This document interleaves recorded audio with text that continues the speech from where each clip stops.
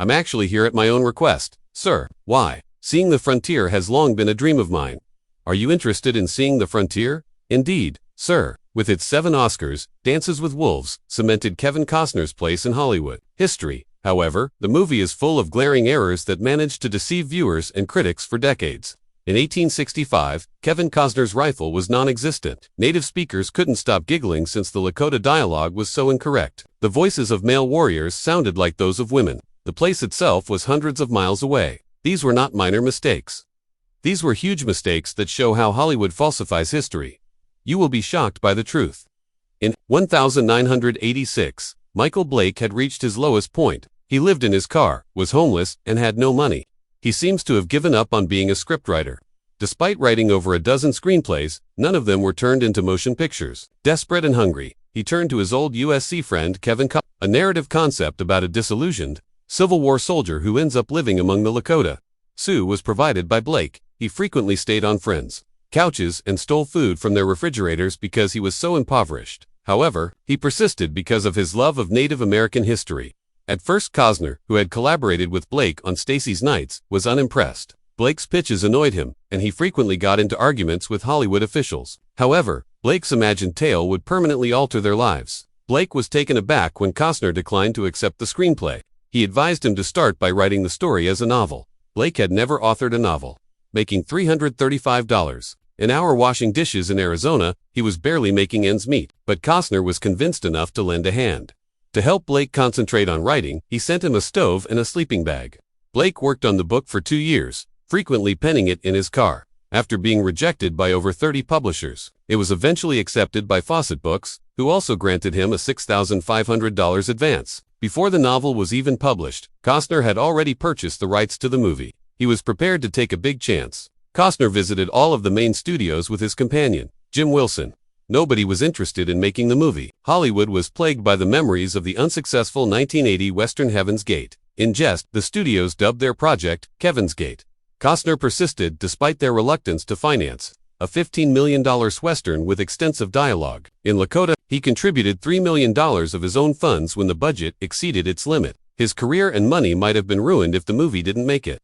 Blake had always imagined the tale as a movie, with Costner serving as both the director and the star. With its realistic dialogue and situations, the book was written like a film. Costner finished reading it all at once. He was aware that he needed to guide it. The Civil War sequences and the stands with the Fisk's character were among the aspects of the plot that other directors sought to omit. Costner declined. Using their own language and perspective, he aimed to portray Native Americans with respect. The fact that he was not as good as other directors didn't bother him. He was concerned that nothing crucial would be omitted. The proposal was taken to 17 studios by Costner and Wilson. Everyone said no. They believed that a 3-hour Western with subtitles was not something that anyone wanted to watch. The endeavor appeared to be doomed.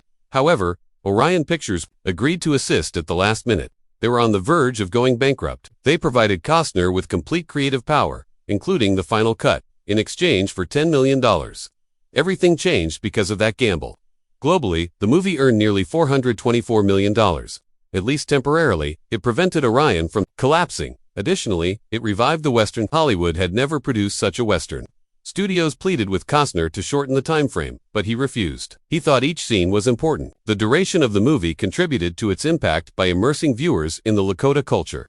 Blake lived with Lakota families for months in order to perfect the details. He observed daily life, participated in ceremonies, and learned from elders. Approximately 25% of the conversation in the movie was in Lakota. A Lakota professor named Doris Leader Charge was employed by Costner to oversee the translations. She assisted the performers in learning their lines as well. The words demonstrated a level of respect and depth never previously seen in Hollywood. When Costner put himself in the lead, he encountered resistance. The story needed Costner's personal connection, but the studios wanted a major actor like Mel Gibson or Tom Cruise. He won the Oscars for Best Picture and Best Director as a result of that decision. Mary McDonnell was chosen for the role in Stands with a fist following more than 200 auditions.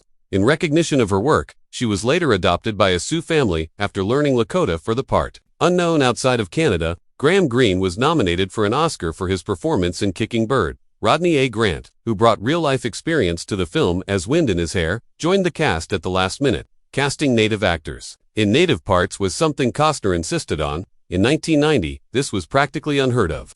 It required searching through open calls and reservations for talent, many of whom had never been in a motion picture. However, it was successful. The movie raised the bar for authenticity. Many actors were excluded based solely on the Lakota language requirement. The production made significant coaching investments. The dignity of the language was maintained by Doris Leader Charg's meticulous work with it. She even played Pretty Shield in the movie herself. Dances with Wolves debuted on November 9, 1990, in just 14 theaters nationwide. Making the movie had cost $22 million, and Kevin Costner had staked his name on it as a first-time director. Industry insiders were prepared for the worst. It looked like a failed 3-hour Western with unidentified Native American performers and subtitles. However, during that brief opening weekend, something extraordinary occurred. It brought in 250 cents, or 598 Dow. It averaged 42,732 per theater, according to that, an amazing person who astounded Hollywood.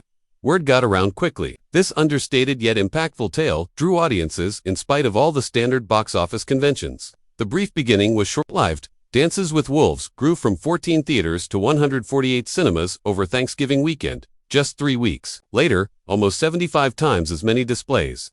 It did more than merely fill seats, either. Just that weekend, it brought in $9.4 million. It outperformed movies with greater stars and more extensive marketing budgets, rocketing to third place at the box office. The theaters were full. Days of sold-out shows were reported by many. It was unheard of for a Western to do that in 1990. However, this was no typical movie. Week after week, it continued to attract people. Dances with Wolves made $424.20 million worldwide by the end of its run. Its budget is nearly doubled. It rose to become 1990's fourth biggest grossing movie. Nobody anticipated that a sluggish, almost 3-hour Western would outperform big-budget comedies and action films. But it did. It even became the biggest hit ever for Orion Pictures. The movie's popularity altered Hollywood's perception of Westerns. It also demonstrated that a movie may become successful through word-of-mouth marketing alone. That's precisely how this movie won. There were no incessant TV commercials or enormous billboards. Early viewers were enthralled and encouraged more to attend.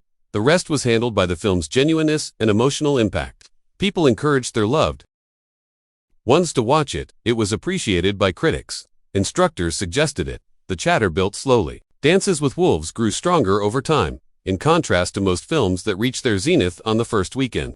For 24 weeks, it was shown in theaters. This movie lasted 6 months, although most others only lasted 8 to 12 weeks. Because so many people continued to attend, several theaters continued to screen it for more than 6 months. Its lengthy run demonstrated that this was no fleeting trend and helped it achieve its enormous box office total. It was now considered a cultural occasion. Then came the prizes. When the Oscar nominees were revealed in February 1991, Dances with Wolves had the most nominations, 12. That year, no movie received more. Those critics who had questioned it were astounded. Everything was covered in the nominations. Among others, Best Actor, Best Director, and Best Film. It took home 7 Oscars when they were held. It defeated Ghost and Goodfellas. Only 5 people have ever won Best Director for their debut picture, including Kevin Costner. Since Sam Ron in 1931, this was the first time a Western has taken home the Best Picture award. The Golden Globes had already hinted at what was to happen before the Oscars. The movie took home the awards for Best Director, Best Screenplay, Best Motion Picture, and Best Drama. These victories demonstrated how powerful its momentum was. Before the Academy Awards, it wasn't just domestic success for the movie, it was adored everywhere. It made more money abroad than it did domestically, earning over $240 million. After only Ghost and Pretty Woman, it became the third highest grossing foreign film of 1990 after playing in 35 countries. Audiences worldwide were impacted by its tale of intercultural understanding and respect. Few movies are able to attain the recognition that Dances with Wolves did in 2007. It was selected by the Library of Congress to be kept in the National Film Registry.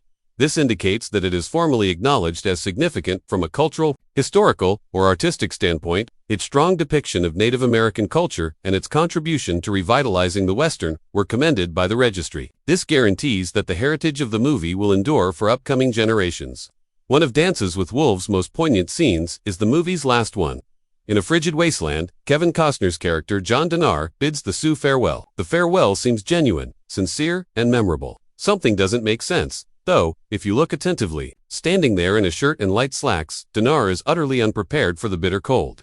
He is surrounded by people wearing gloves, caps, and bulky coats. It's difficult to imagine nobody noticed the change when it's so obvious. However, this was not a straightforward error. It occurred as a result of a production mishap that even an Oscar-winning crew was unable to resolve. The emotional sequence was shot on 2 different days, separated by weeks, which is how the issue began. Costner wore light clothing on the first day because of the pleasant, nearly warm weather. The weather had changed by the time they came back to complete the scene. The set was covered in snow, and the team had to work quickly to keep everyone comfortable. That explains the peculiar blend you see on television. Together, they edited the photos, but the changes in the clothing and weather were never resolved. This era sticks out the more because the film was renowned for its meticulous attention to detail. It demonstrates how quickly shifting weather patterns can derail even the most well-laid preparations.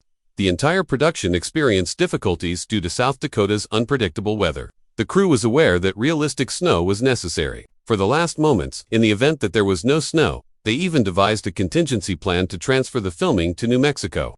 However, South Dakota came through just when they were ready to quit up. In time, a big snowstorm fell. The moment of relief was short-lived. The snow continued to fall in erratic spurts. In the hopes of finding the ideal circumstances, the crew occasionally waited for days. At times, they were forced to film quickly before the snow melted or another storm arrived. The budget was overspent by at least $1.8 million as a result of this disarray. The initial spending plan had been between $16.70 and $18 million.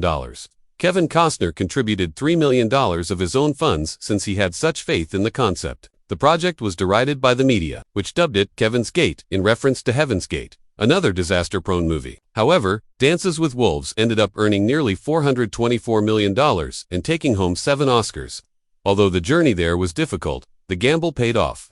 The team had an option when it came time to edit.